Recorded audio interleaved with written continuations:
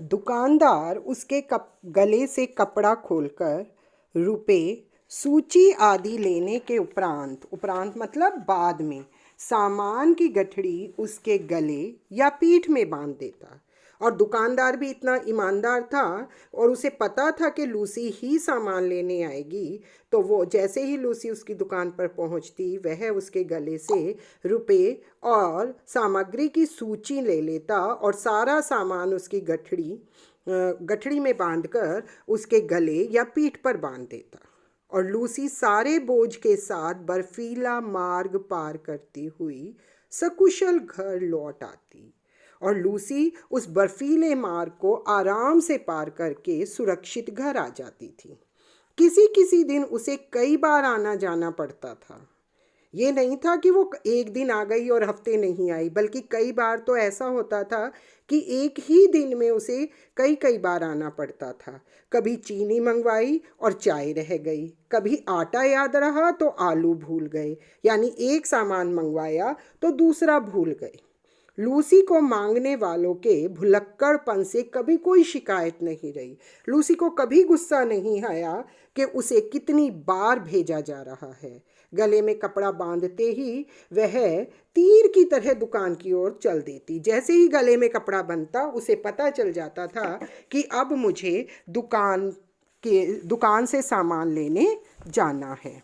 उसकी तत्परता अर्थात उसके जल्दी से सामान लाने की प्रवृत्ति के कारण, आदत के कारण मांगने वालों के भूलने की प्रवृत्ति बढ़ती जा रही थी। तो जो सामान मंगवाता था वो भुलक्कड़पन को और बढ़ावा दे रहा था। उनको लगता था कि अगर कोई सामान भूल गए तो लूसी दोबारा चली जाएगी।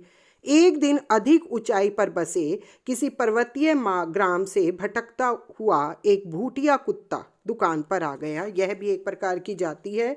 एक बार बहुत ऊंचाई से किसी गांव से एक कुत्ता उसी दुकान पर आ गया क्योंकि वह मार्ग भूल गया था, और लूसी से उसकी मैत्री हो गई और लूसी के साथ उसकी मित्रता हो गई।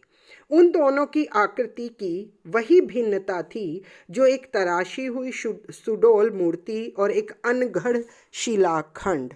शिलाखंड होता है पत्थर का टुकड़ा, चट्टान। तो उन दोनों की जो सुंदरता थी उनमें जमीन आसमान का अंतर था। लूसी तो तराशी हुई सुडौल मूर्ति थी, सुंदरता की खान थी, लेकिन वो जो भूटिया कुत्ता था वह बिना अनगढ़, बिना तराशा हुआ एक ऐसा ही टुकड़ा था। जैसे एक पत्थर का टुकड़ा लो और उस पत्थर को तराश कर मूर्ति बना दो।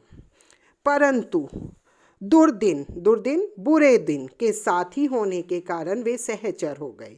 अकेलेपन के कारण, बुरे दिन के कारण वे एक दूसरे के मित्र बन गए। उन्हीं सर्दियों में लूसी ने 2 बच्चों को जन्म देकर अपनी वंश वृद्धि करी। उन्हीं सर्दियों में लूसी के 2 बच्चे हुए, किंतु उनमें से एक तो शीत के कारण मर गया और दूसरा अपनी ही जीवन ऊष्मा के बल पर उस ठिठुराने वाले परिवेश से जूझने लगा। एक तो उसमें से ठंड के कारण मर गया और दूसरा जूझ रहा था बचने के लिए, कोशिश कर रहा था जीवित रहने के लिए। शीत ऋतु के लक्कड़ भग्गे एक प्रकार की लोमड़ी प्राय ऊंचे पर्वतीय अंचल से नीचे आते हैं। ऊंचे पर्वतीय स्थलों से उस समय नीचे आ जाते हैं और बर्फ़ में भटकते हुए मिल जाते हैं, और यहीं कहीं बर्फ़ में घूमते हुए मिल भी जाते हैं कभी कभी। वैसे तो वह हिंसक जीव कुत्ते से कुछ ही बड़ा होता है, कुत्ते और लोमड़ी के बीच का जीव है, परंतु कुत्ता उसका प्रिय खाद्य होता है, लेकिन उसको कुत्ते खाना बहुत पसंद है। सामान्य कुत्ते तो लक्कड़ भग्गे को देखते ही स्तब्ध और निर्जीव हो जाते हैं, हैरान, डर जाते हैं और बेहोश निर्जीव हो जाते हैं, जो सामान्य कुत्ते होते हैं। अतः उन्हें घसीट ले जाने में उसे कोई प्रयास नहीं करना पड़ता। मतलब वो एकदम स्टिल हो जाते हैं, कहीं घूम नहीं पाते, डर जाते हैं लक्कड़ भग्गे को देखकर, तो लक्कड़ भग्गा उन्हें आराम से खींच कर ले जाता है और अपना भोजन बनाता है। असामान्य भूटिये या अल्सेशियन कुत्ते उससे संघर्ष अवश्य करते हैं, लेकिन जो भूटिया जाति के कुत्ते होते हैं और अल्सेशियन जाति के कुत्ते होते हैं वो उस लक्कड़ भग्गे से संघर्ष करते हैं, यानी बचने के लिए प्रयास करते हैं, परंतु अंततः पराजित ही होते हैं। लेकिन आखिर में वे पराजित हो जाते हैं और विजय लक्कड़ भग्गे की ही होती है। लूसी के बच्चों को 4-5 दिन ही हुए थे, यानी लूसी के बच्चे 4-5 दिन के ही हुए थे। 4-5 दिन बाद उसके मालिक ने उसे फिर से दुकान पर जाने के लिए लिस्ट देनी, सूची देनी आरंभ कर दी, अर्थात फिर से उसको दुकान पर भेज दिया।